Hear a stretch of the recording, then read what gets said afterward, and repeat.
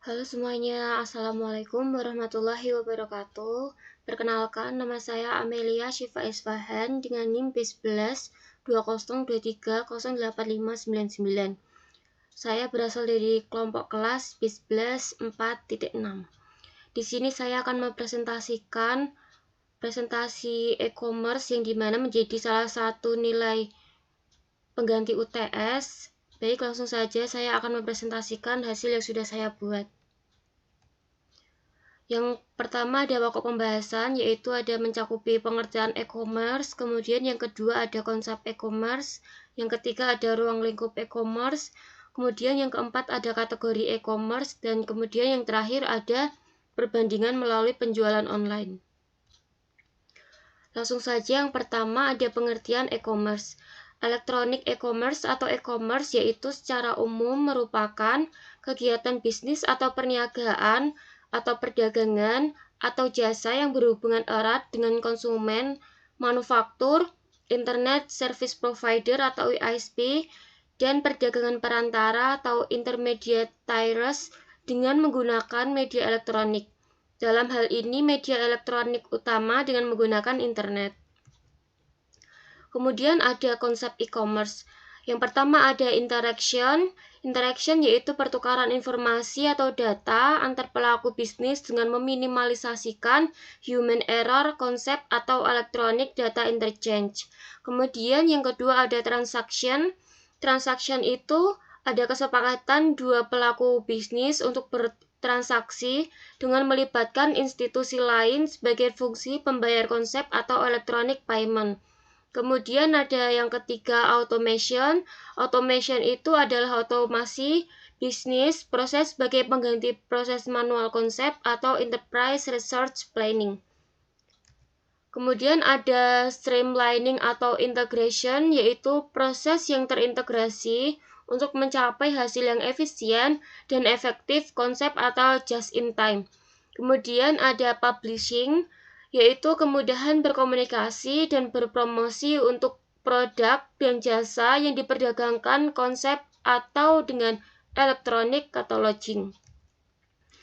Kemudian ada ruang lingkup e-commerce. Yang pertama ada business to business atau B2B.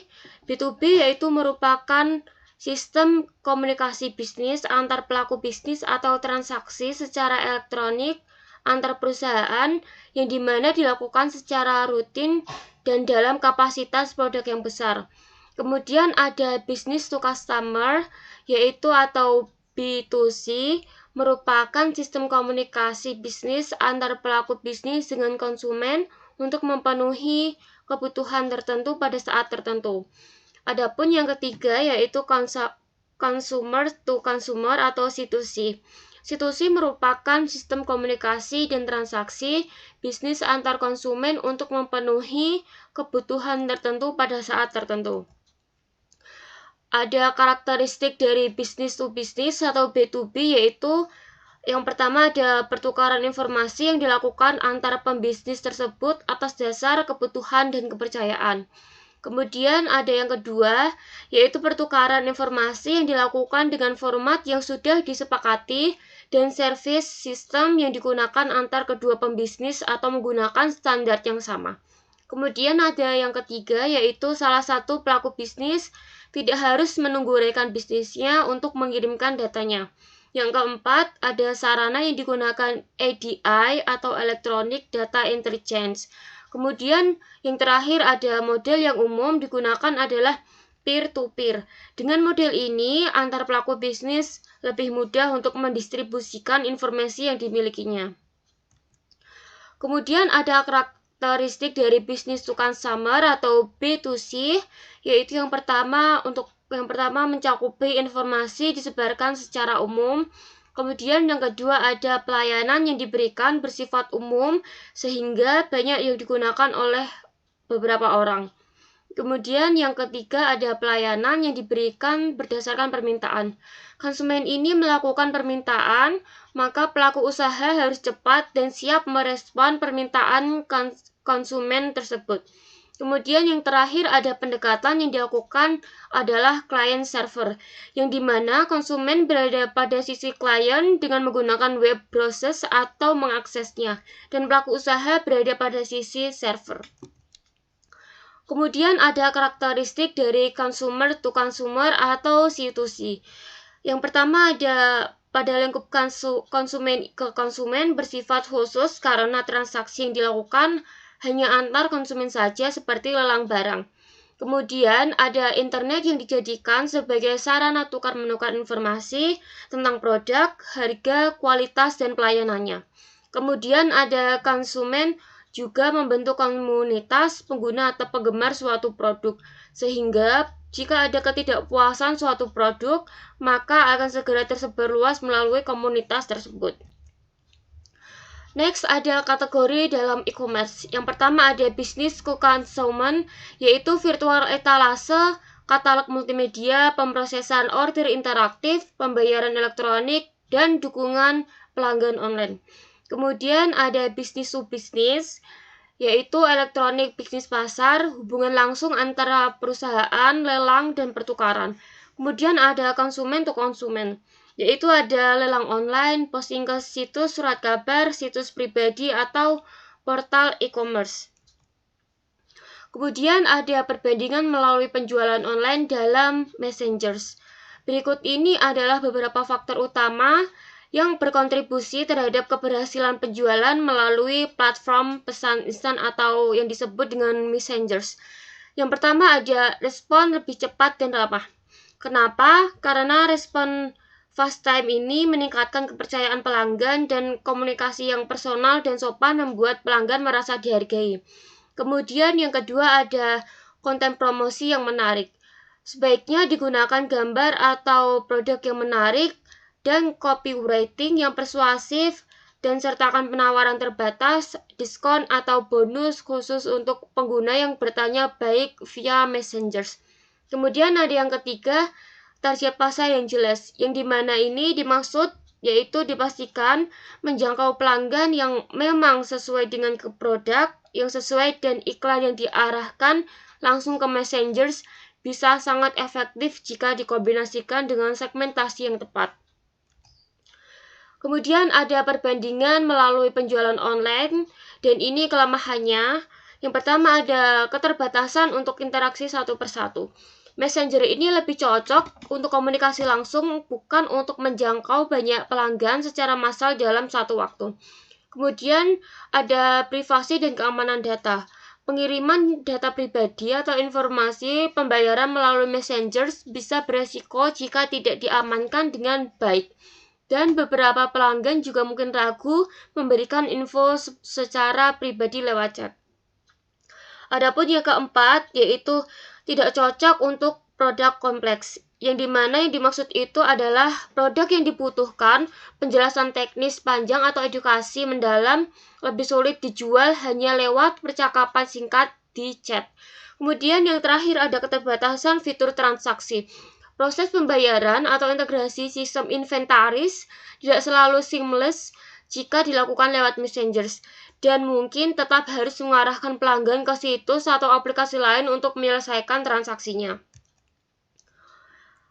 Adapun penjualan online melalui messengers ini memiliki sejumlah kekuatan atau keunggulan yang membuatnya menjadi salah satu saluran favorit, terutama untuk usaha kecil dan menengah atau UMKM. Berikut ini adalah kekuatan utamanya. Yang pertama ada komunikasi secara langsung dan personal, yang dimana yang dimaksud itu adalah interaksi dilakukan secara real time atau dua arah dan pelanggan merasa dilayani secara pribadi bukan seperti nomor antrean. Kemudian yang kedua ada hemat biaya dan mudah digunakan. Itu tidak perlu menggunakan website atau aplikasi sendiri dan bisa dijalankan hanya dengan smartphone atau koneksi internet. Komunikasi cepat dan interaktif memberi kesan profesional dan pelanggan lebih percaya saat bisa bertanya-tanya dan mendapat jawaban dari penjual. Kemudian ada cocok untuk produk custom atau jasa. Produk yang butuh konsultasi, misalnya baju custom, baju desain, jasa desain, catering, dan lebih mudah dijual lewat percakapan langsung. Kemudian ada perbandingan melalui penjualan online via sosial media. Berikut kekuatan utamanya. Yang pertama ada akses ke audiens yang lebih luas dan tertarget. Sosial media ini memiliki jutaan pelanggan aktif setiap hari, memberi peluang besar untuk menjangkau pasar luas. Kemudian ada interaksi langsung dengan pelanggan. Bisa membangun hubungan lewat komentar, DM atau direct messengers, polling, live streaming, dan stories, dan pelanggan merasa lebih dekat dan lebih mudah percaya pada brand yang aktif berinteraksi. Kemudian ada potensi viral dan efek word to mouth. Konten menarik ini bisa lebih cepat viral dan menjangkau jutaan orang tanpa biaya tambahan, dan testimoni atau review pelanggan di-share ulang oleh pengguna lain atau memperluas jangkauan secara organik. Kemudian ada fitur lengkap untuk penjualan. Ada fitur lengkap seperti Instagram dan Facebook, link checkout, dan integrasi katalog produk, dan bisa langsung diarahkan pelanggan dari konten ke pembelian atau one-click conversion. Kemudian ada kelemahan utamanya yang dilakukan secara online lewat sosial media, yaitu ketergantungan pada algoritma platform. Jangkauan organik atau tanpa iklan bisa turun drastis jika algoritma berubah dan konten bisa saja tidak muncul di feed pengikut meskipun mereka sudah follow. Kemudian ada persaingan yang sangat ketat.